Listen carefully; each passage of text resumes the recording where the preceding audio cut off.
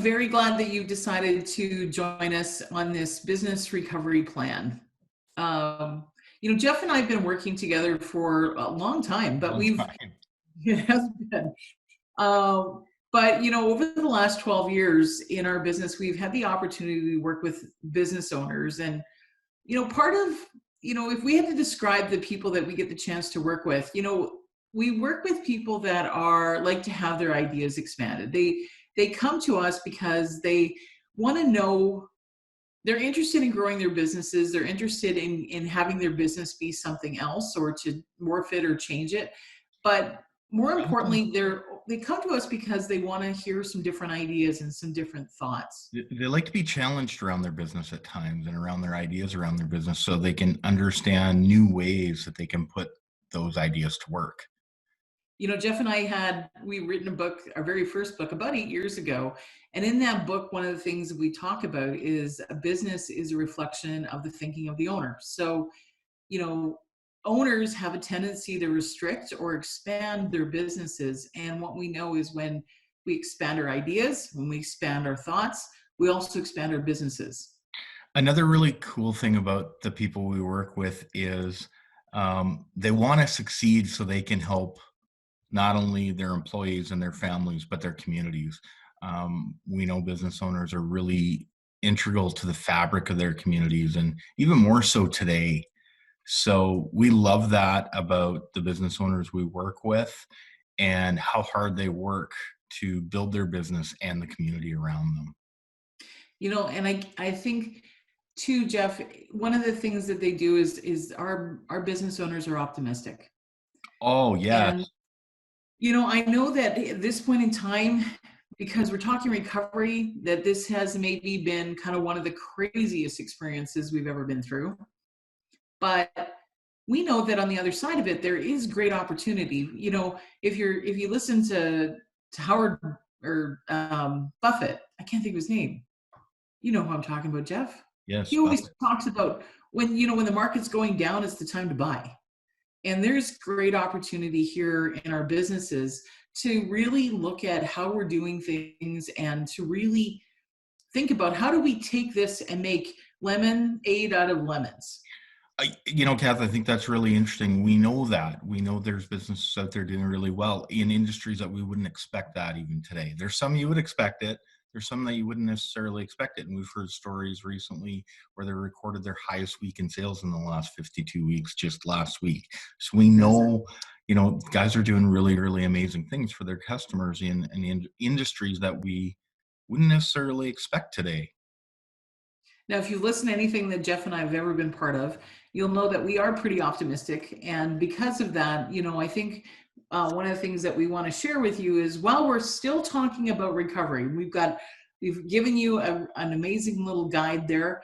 One of the things we want to talk to you about is, a guide is on a piece of paper. It's a nice little list, but there's opportunity that hides behind those points. And so in listening to this, we hope you not only, can follow along with us on terms of these specific steps, but that you start thinking about how recovery for your business could be like a blessing. It could be the thing that actually really pushes you out of your box and helps you to, really see the benefits in having your thoughts and your ideas pushed and to be challenged in how you're thinking. So we hope you listen to this and wear it from that hat.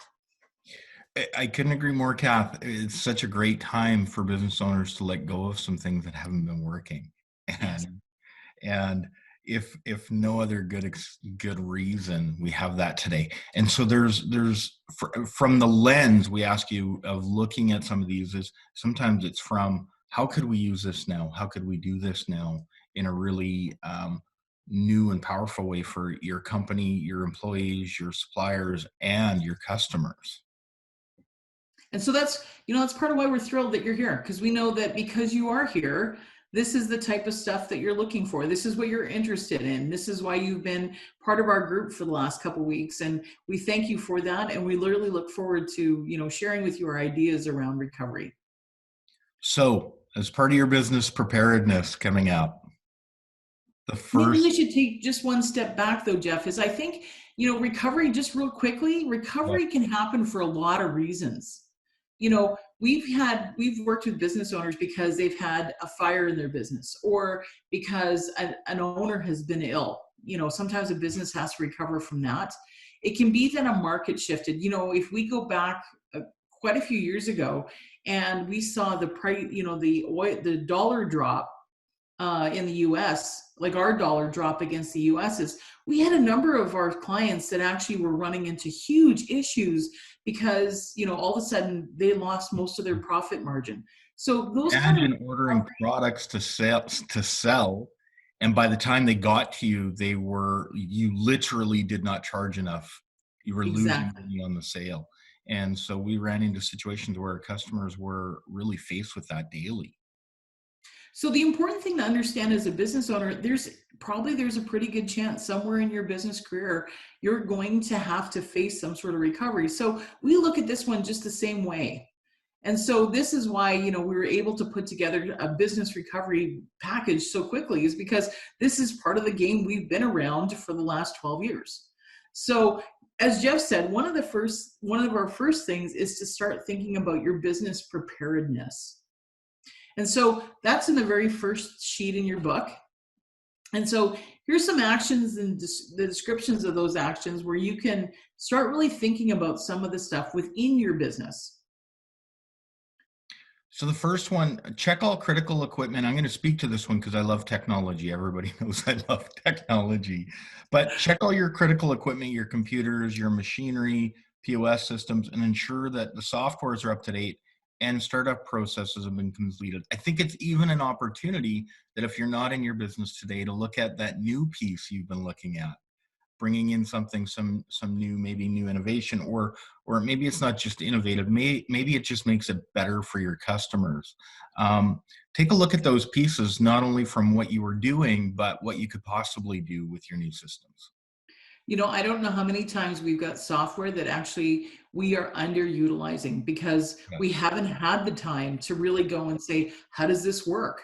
And so this, like Jeff said, this is a great opportunity for you to go in, make sure those things are updated, but really make sure that if there's maybe something that you didn't realize or you kind of knew was there, but you haven't had the time to look at it, now's the time to do so. The next thing is around making sure some of that critical maintenance is done.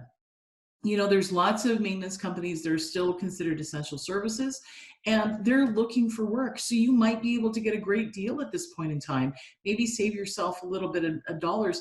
But, some of that maintenance, if you do it today, it will allow you so that you don't need to shut down later to get it done. It could be as simple as doing a little bit of facelift. It could be painting a couple of walls because, maybe you've just never had the time, or as soon as you've got customers in the building, it's almost impossible to paint up something and make it look all spruced up and fancy. So, take that time to do some of those little spruce ups and touch ups and repairs, and take a critical eye around your business and say, what do I want customers to see when I walk in the door? Kath, I think that's a really great point. And I'd add, you're a big proponent of this, is maybe you haven't been in your building for a week or 2 weeks. Walk in as if the first time. Yeah. Walk in as if you're newly seeing your building, and notice those things that stand out to you because your customers notice them. Oh, for sure. And I think a business really is reflected. How well a business is running is reflected by how clean the business is. Yes. So clean. Next thing is identify and post all your safety and cleaning protocols throughout your operation. We're going to talk a little bit about this a little bit later on, but we all know coming out of this specific issue, safety is going to be paramount. Health is going to be paramount for people, and it's going to be important for your employees and your customers. So, make sure that those protocols are where they need to be. And what I mean by that is, if a sign says, wash your hands needs to be in your washrooms, make sure that that sign is there. If it's disinfect, this or make sure this is shut, make sure that those kind of signs are up. Get that signage up so everybody knows what it is you need to be doing. Right in line with that, number 4, develop infection control practices such as daily decontamination of office surfaces like phones and keyboards and touch points. And, I don't think you have to reinvent the wheel by any stretch of the imagination. There's lots of great companies out there that are, working in sanitation or whatever that might be. So your suppliers can help you. The government has postings. There's lots of great resources. So getting them is easy. Get them ahead of time. Get them ready. Be ready so that you know what you need when you need it. The next one is kind of one that it's probably fine for most people, but it's funny how insurance sometimes can all of a sudden lapse. And we've seen this in other recoveries where it's like the last thing anyone thinks about, but can be critically important. So make sure that all of your insurance is up to date. If you have, WCB, if you've got to make a different reporting requirement, make sure that's done. But just make sure those kind of things are already cleaned up and ready to go. Number 6, order and install safety equipment and barriers that may be required to ensure your employee and customer safety. Whether that could be plexiglass barriers or hand sanitizers and dispensers, maybe touchless payment options. Um, Look at your company or look at your space and see what may be needed. And if you're not sure, again, tons of resources out there. There's lots of people you can talk to that are doing some of this already. And so take a look at it proactively and go, how do I do this? But then ask yourself, how do I improve my customer experience? How do I make this easier for them? How do I make them feel safe? How do I make them feel secure in doing business with me? Now, on this one specifically, this could even be changed when Jeff talks about, how do you change your business customer experience? This literally could be in terms of changing your model. So I know we've talked here on this list, we've said plexiglass barriers and hand sanitizers, but maybe it's that you want an online element. Maybe you want to install something in your website that allows someone to say pre-order so that you can pre-package it and have a pre-packaging situation so that the minute they walk in the door, everything's there and all you have to do is just get them through the payment process. So while we talk about safety equipment, don't forget this could be a way of looking at how do you get people what they need quickly so they're in and out, and that's part of keeping them safe. Number 7, this is really important, people. It's one of the first things we do when we're working with businesses in recovery, is project your anticipated sales, your revenue, and anticipate the ramp up.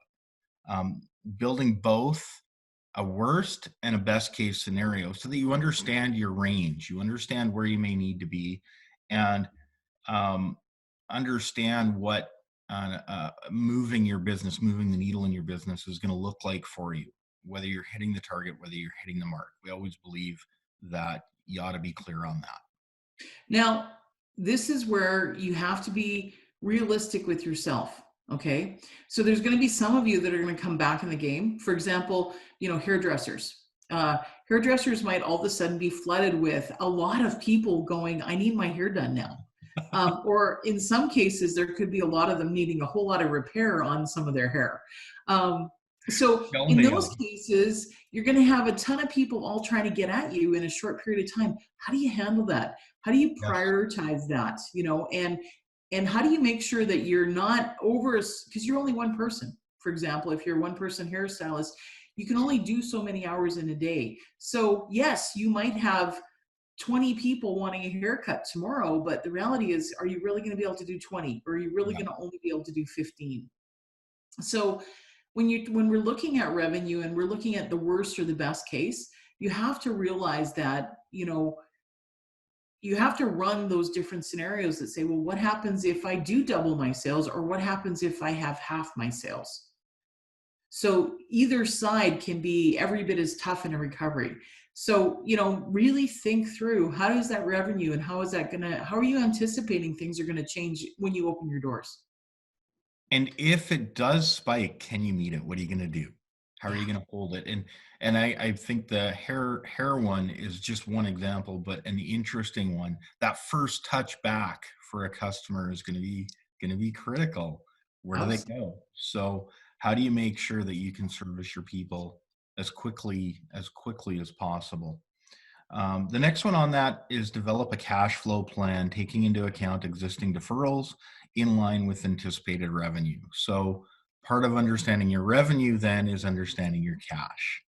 Right. And Super, super important. Always, always a factor in recovery when we're working with businesses. Now, one of the things we know is when generally we go into a shutdown type situation, what people do is they look at variable costs and they get rid of it. And so one of the things that we see over and over again is people get rid of advertising and marketing and all that kind of stuff. And what we're going to tell you is that you may want to invest in advertising and marketing to pull yourself out. So it could be that you defer something that maybe is a sustainable thing, it's sustainable expense, but actually also push it over into this one that'll help you to grow quickly. And this is why it's so important to be ahead of recovery. I think, some people will wait until the day the doors get to open. What we're going to say is we're thrilled you're here because obviously you understand the importance of getting in front of this. And this is one of these situations where you need to get in front of. If you're somebody that's thinking about doing Facebook ads and you've never done Facebook ads, you need to start working on that today. If you're somebody that's going to advertise in the paper, go and get your ads in place. Go get those designed. So they're ready that first day because you want to get going. And so this is a great opportunity to start focusing on how am I going to let people know I'm here and I'm ready for business. Which brings us to the next one is if you're going to be cash strapped, and this is why we think the sales and the cash flow is so important, is one of the rules that we have, or one of the things we believe is it's easier to get money from the bank or from a lender when you don't need it. When all of a sudden you're in the pinch and all of a sudden you need that cash, all of a sudden you won't get it because you won't be in a situation that they can lend it to you. We know through this specific one, there has been some incredible programs that have been made available to you. And you might not like loans. But for example, the small business loan one, if you can access that loan, you should be doing that because yes, you might not need the $40,000 today, but what if you need that 6 weeks from now? Yeah. And it'll be easier to get it today than what it's going to be when you're in a pinch. So meet with your bank, meet with your key suppliers. If they've got terms, take them up on it. You might need that cash for something else. It might allow you to advertise. It might allow you to do something else within your business. So make sure that you take them up on any of those offers for cash. Remember, in business, cash is king. And then determine if you'll need to make adjustments to operating hours, to delivery, to pickup of services, or availability of staff based on what you're modeling or what you're looking at for your customers, and put the thought to it so you're ready to adjust it if need be. Again, you can improve cash if you can bring your customers in faster than you anticipated, and you want to preserve cash by going the other way if it's not quite as you anticipated and you're adjusting. So make adjustments to your operating hours and those aspects of your business to meet what you expect, and be ready. Now we're going to go on to the next section, or the next area that we think is so important to focus on is really about you and your employees. We all know that when our employees are happy, when they're in good shape, when we're in good shape, that of course we give better customer service. And in a recovery, people are critical. Equipment is what it is, but people, we aren't run by robots yet. So, we need to have people in order to run that equipment. So one of the things, and I know this is going to seem like such a funny one for some of you, but compile an accurate list of your employees, including their contact information so you can contact them. We have run into a couple of different cases at times when all of a sudden someone's trying to get a hold of somebody and somebody's looking going, do you have them in your cell phone? Well, I don't know. I don't have them. Do you have their contact information? So what we say is if you've got employees, make sure you know how to contact them. Make sure you've got their most recent cell number or their home phone number or their email address, because those things seem to change and sometimes they don't tell us. Engage your employees to understand their situations. So what's their daycare look like? What's the family member wellness, their work situations, and what's their plan to return? Identify a notice period, and so that they can tell you what kind of time they need to return to make adjustments in their home or in their life with what's going on. So communication is really, really critical in this case. Communication is really critical to help your employees feel good about returning to work where there's trepidation. Some may be ready. They're ready to come right now, but there may be some with some trepidation. So make sure that they're feeling good about returning to work and helping them to feel like everything's safe and secure, and involve them. And understand that some of your employees may have found another job. And so, Very you possible. know, in those cases, you're going to want to make sure that you're talking to them and telling them realistically when you think that they might be able to come back, and in keeping in touch with them. You want them to come back to your business, but in order to do that, they need to know that you care about them. That's Which right. brings to the next one is identify any safety protocol training that's going to be required, and make sure that you develop those materials and those materials are in place day one. When you have your employees walk into the building, they need to be safe, you need to be safe, and your customers need to be safe. So we know, depending on the industry, as we start to recover, the government's going to have certain protocols, but maybe you're going to have certain protocols as well. And getting those developed and saying, I want people to wash their hands every half hour, or I want these surfaces cleaned, or whatever that is. That's up to you as the owner to make sure people are safe, and it's important. So take the time to make sure that you've done that safety, and you're training everyone and telling them how important it is. The fourth one is ensure all certifications and licenses are up to date. But again, not just that. We hope that as if you've been shut down or something, that there's been situations you could take advantage of in terms of upgrading even skills or licenses as you've gone along. Just like we talked about in software on the other page, what a great opportunity for development in terms of time and focus. So make sure you take a look at those and add. Make sure you take a look at those and make sure they're up to date as required, and cross train. Well, that's actually the next point, Jeff, is it really is about cross training. And why you're going to need to do cross training is especially in this one. We know that we're going to bring employees back, and because we know that there's the potential that there could be a second and third wave of illness, we could fall into cases where we have employees that, even though your business may be running, that may end up going off sick. That's And right. so you want to make sure that critical positions are being cross-trained. And I'm going to talk specifically about you, because sometimes if you're a small business, small business, you forget about you. And if you get sick, who's going to do your job? If you're the only one doing payroll, for example, then who is going to do payroll? Like, how is people going to get paid if you happen to get sick? And so I say that if there's critical roles going on, this is a great art. And this is what I'll talk about. So many business owners say they're so busy, and they are. But part of it is because they have to do everything. And if you're in the middle of everything in your business, there is very little chance your business is going to grow beyond you. So look for those opportunities. It could be that you decide that you're going to subcontract that out to somebody else. It could be that you decide that you're going to bring somebody in that you really trust, and they're going to just be your backup. Maybe they don't even work in your company all the time, but it's somebody that you can actually hand off some of that responsibility. So every once in a while, you could have them come back in the game and help you out. So maybe you don't have a full-time bookkeeper, or maybe you don't have a full-time payroll person, but maybe you teach somebody, maybe your son or your daughter or your mother or your best friend, and say, hey, would you be willing to help me back me up in my business, so that if something happens to me, you could come in and help me out with this one item. You'll be surprised at how many people will be willing to help you out. That's right. That's right. Number 6, identify the staffing levels you'll require in association with the revenue and sales plans outlined in the first section. And we think that's really, really critical, using not only the experience of the business you've run, but the business you're going to run. There's going to be some changes. So you're going to look at, how are we doing business today? And what does that mean? Do I have an extra customer interface point now? What do I have going on? And we think, that's going to be really critical to understand. We tend to underestimate the needs or time taken for people. So just, be aware of that.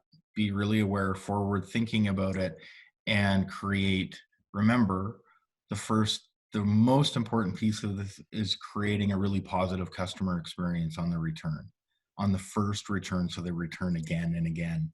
So be aware of the staffing levels you need. Now, in the case that not everyone's going to be able to come back, it's really, really important that you get those ROEs and everything else put in place. We want to make sure our employees in a lot of cases become kind of like our families. And we want to make sure that they're in a situation that they're going to be able to know exactly what's going on. And this is where I'll say, as tough as the message may be, is it's important to be really honest with your employees. Tell them the challenges that you're facing. Let them help you by coming up with solutions. But, don't overpromise them. Your business, the best chance for them is your business surviving over the long term. So if, for example, you're not able to bring somebody back, get them on unemployment insurance, help them get another position or something like that. I'm telling you, if you care about them, they'll care about you, and Yes. chances are they'll come back. But if you leave them on, they won't be able to make decisions in their lives. And that is when you start getting people that feel a little resentment. So just be honest with them. Be honest about the messaging. Everybody understands this is a challenge. And as tough as those moments can be, I think you'll find that that honesty, that respect, that empathy that we can show, it pays off huge dividends in the long term. Absolutely. And that really leads into number 8, which is monitoring employees for signs of stress and illness, and check in with them as often as they transition. Direct them towards available resources and if they need assistance. So there's lots of programs out there, again, dealing with for stress, and people are going to be facing new stresses if they weren't before. Whether it's financial or worried about family, or uncertainty around kids going to school, whatever those might be. So you're the steady mast in this, and as much as you can, just notice it. Sometimes that's all it takes, is for someone to be a caring ear, empathetic, as Kath said. So watch your employees, be aware of your employees with everything that's going on. And we know you have a lot going on, but they're really relying on you. And again, this is why we love business owners, is because they really take care of so many people out there. This I think leads really well into the next one, is because the other thing is to take care of you. I know that as you start bringing back in customers and employees, you've been under an incredible amount of stress. If there's one thing, our recovery kind of puts you in the situation, is it has you actually reflect back on what's really important. Yeah. And why it is you first got into business. We know that many business owners have actually been talking to us about this and saying, like, why did I ever decide to do this? And it gets us back in touch with the people that we wanted to help, the reasons that we were wanting to do this. Some of it was for ourselves. We wanted to succeed at something, and understand that, coming out the backside of this, there is going to be great opportunity and a way for you to come back and become stronger. And so, but part of that is it's going to be about taking care of you. So, make sure you're getting enough sleep, make sure that you're eating well, make sure that you're talking to people. There's resources for you as well. And so if you're feeling overwhelmed, if you're feeling stressed out, reach out, make sure you get assistance, like what you just done. Like, you sitting down and getting this material, it shortcutted the whole process for you. You're able I think to that's the go thing, it shortcuts it so much and takes so much, sometimes some of the cognitive strain that's completely unnecessary, that you don't have to think about these things. You can actually just go do them sometimes. You guys have enough to think about and worry about. If you're wondering about programs, like, go and talk to your accountant. If you're wondering about, just go and talk. I know these Get the things answers. cost you money, but the reality is that they're worth the investment. You as a business owner, you have so much to take care of. And this is what we know with the people that we work with, is at some point we have to give up some of the things that we do every day in order to build something different. And so understand who your network is and reach out to them, because there's people that already know the answers that you may be striving to get. And if you don't access them, then you're stuck in the middle of having to try to figure it out all on your own, and you're not alone. That's right. And number 10 is celebrate, celebrate, celebrate. Even the little wins matter coming out of this. You know, the success and moving forward in this is really a big part of it, is a state of mind. And when you celebrate the successes, your people get to see it. You get to take that home with you. You share that, and it echoes and moves through your business. And it's a really important part of the day. So remember that business is a journey. We're not fixing everything in one day. We're going to work, we return every day, and we do the work, and we keep going. And I think Absolutely. that's one of the amazing things about business owners. So celebrate the little wins and use that as momentum to move on to the next thing, and communicate those with your staff and your team. So the next section we're going to move to, and as we just keep moving through, is we're going to move through to your supply chain. And your supply chain is critically important to you. So now I know that some of you are going to sit there and go, well, I don't really have a supply chain. And I'm going to tell you, you do. It could be that you have office supplies. It could be that you have cleaning supplies. It could be that you have food in your restaurants. It could be hair supplies in your hair salon. It could be everybody has some sort of supply chain. And sometimes the supply chain is literally as easy as walking down the street. And in those cases, you're kind of lucky.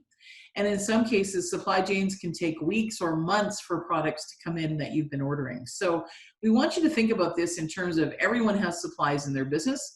And so, you know, for some of you, this will be like a walk in the park. And for others of you, this is going to be a much more in-depth kind of section. So with that, what we say is, number one, take inventory of your key supplies and your inventory items. So like, for example, Jeff and I were professional services. So, you know, for us, the most important things for us was like coffee and paper and pens and ink for our computers. But, you know, if you're a business and you're a restaurant, it could be all the different kinds of food that you need to have for your menu.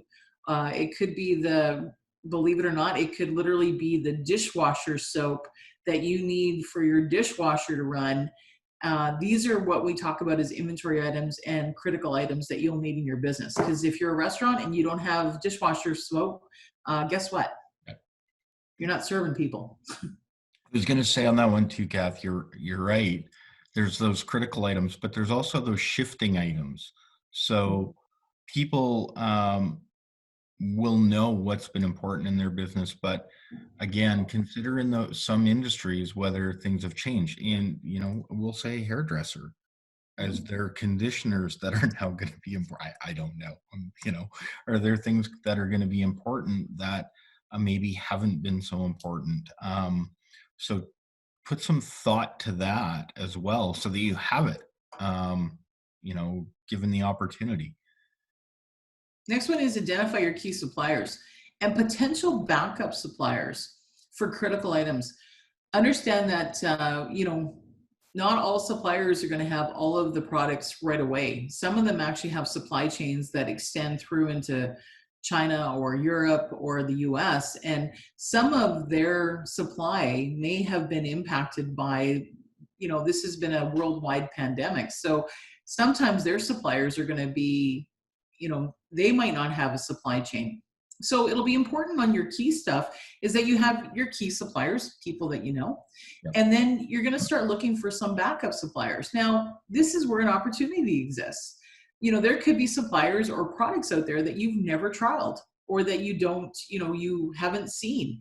And going out and reaching out to some different suppliers may provide some different opportunities for you to look at the products that you use or to offer a different kind of product into your customer base. And so, you know, take a look at those. It could be that they're going to change some of their packaging. You know, we actually have one individual in our business network who's already started seeing packaging changes Yes. based on what's been going on. So there could be some differences going on. So understand who your key suppliers are and start talking to some other ones. And then have conversations with those key suppliers on how they've been impacted. You know, Mhm. listen to what their plans are for recovery, So you can understand the shortages they may be experiencing or they're anticipating, the delays or ordering situations. What's changing? Do you need to change how frequently you order something in terms of lead time? What are the impacts for shipping and delivery? So talk to those suppliers and check, do a pulse check with them, reassure them that you're going to be there and let them know you're going to need product, because in some cases they'll be wondering that as well. So that communication is going to be really important. To add to that one, Jeff, I think what's really important for people to understand in this is that you may be one person that your supplier is providing, Yeah. and you will have your quantities. But think about toilet paper. That's my favorite one. Is so, Superstore or Walmart or whoever thought they had more than enough toilet paper. And then all of a sudden everyone started ramping up, or this whole thing started ramping up. And all of a sudden people went, okay, I need to go buy toilet paper. And all of a sudden everybody was buying toilet paper. Now there would have been some people that didn't need toilet paper, but they were afraid that the price would go up. So they decided, I'm going to get the deal now. There would have been people that literally needed toilet paper, and so they were buying it.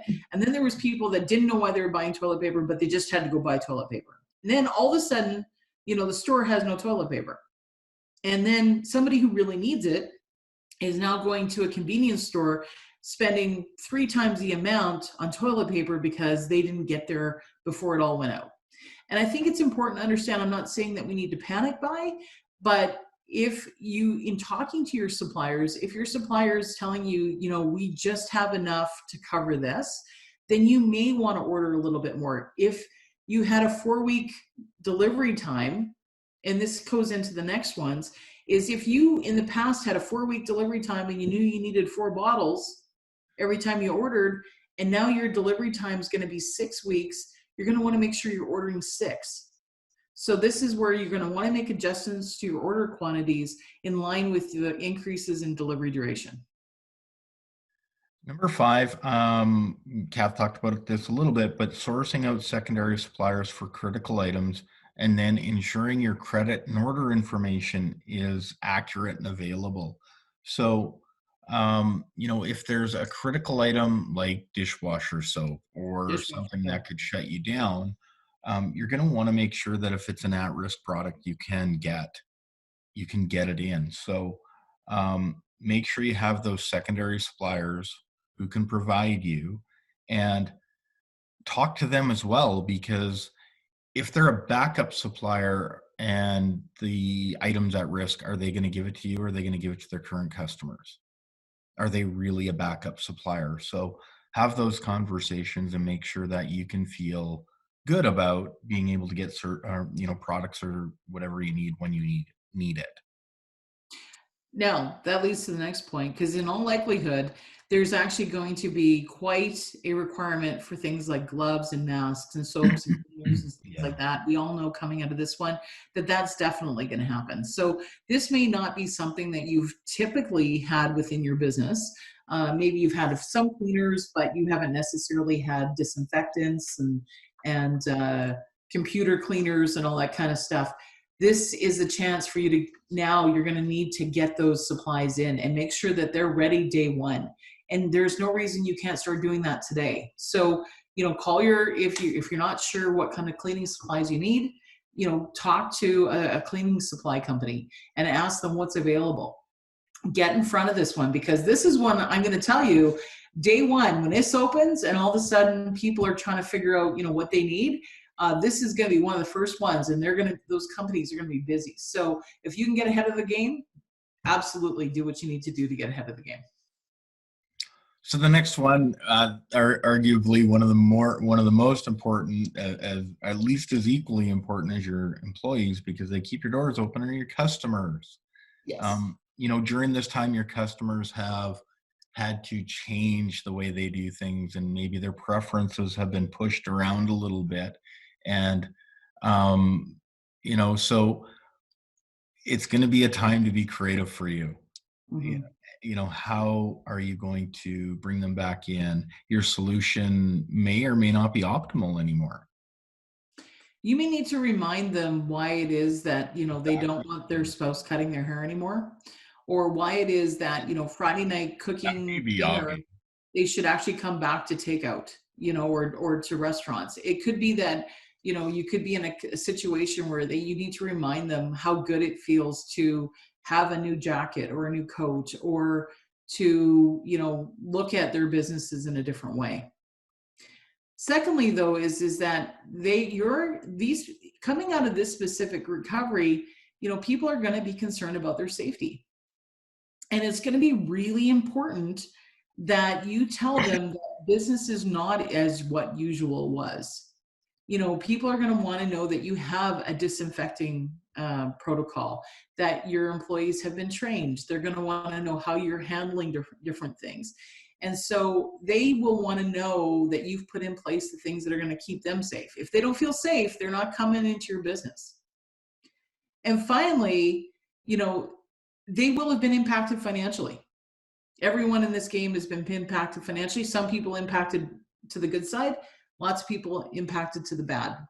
And so, again, you're going to want to help encourage them to use their dollars in your business. And so, how do we do all three of those things? And that's what the focus is in this group. As part of that, Kath, they say too, when they return, show your gratitude for them returning. Really, customer service, I really believe, is going to be a really, really important factor in 2020.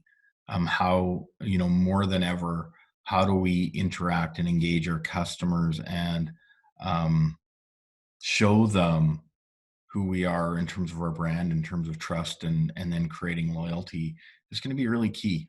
I really believe that. So this is where you can start working on this now. And if you got Yeah. this, we actually have a bonus video that we've given you where we talk specifically about communicating with your customers now.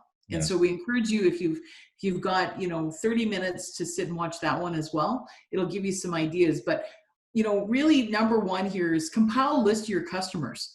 Whether you're able to compile a complete list or not doesn't matter. You want to have you want to get a list and figure out, how am I going to reach these people? How am I going to reach out to them throughout, not just on the recovery, but how am I reaching out to them today? The second one is to develop a plan to notify your customers of your business return and changes in safety protocols, services, and your service hours.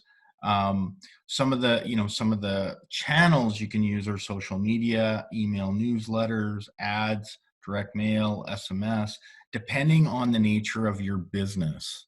And your interaction with your customers may change, but really important to notify a plan. And I'm going to go back to our video on communication. I think some pretty good tips. We focused on some of the things that we do, or I like to do, but definitely some really good information there on communicating to your customers. And I think that's going to be really, really important in this time. Jeff and I fundamentally believe that customers is about building relationship, and relationships about building trust. Yeah. And so, we want to make sure always that we're doing things that build trust and build respect. And so, sales are kind of a secondary thing that happens when those two things are in place.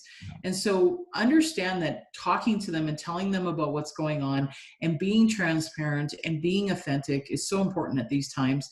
If we take a look at some of the craziness that we've seen on some of the social media around, fathers, getting their hair done and their nails painted by their daughters, because, they're playing with their little girl and dressed up as tea party. These are the things that we love to watch. And we will tell you that being authentic and letting people see who you really are is critical in helping people to come back. And so don't be afraid to put your bend and put your twist. It's not that you need to complain, but you want to have them understand that this is the things that you're doing for them. Which comes back down to the third one, is develop a promotion and thank you to welcome them back to your business. This does not need to be some 20% off kind of thing. Not only have they been impacted financially, but there's no doubt you have been as well.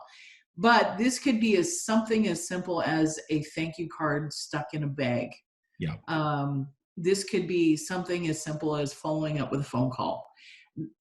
This does not have to be a dollar thing. Now, if you can do that, of course, um, you know, give them a coupon that, they can use at their next visit. So the first visit they come in, give them a coupon so that they come back again.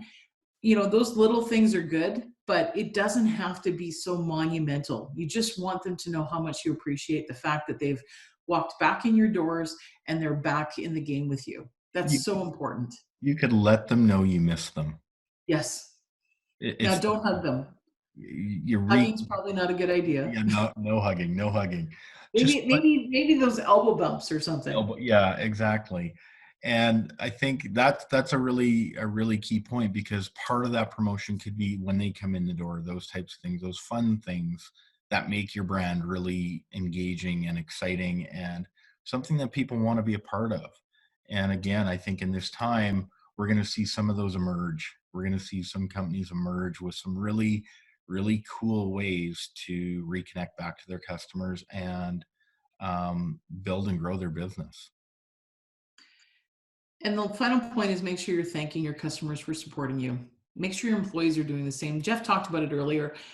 Customer service is going to become critical. And it's the reality is that while has been a tough time on a lot of people, there is a lot that we have to be grateful for.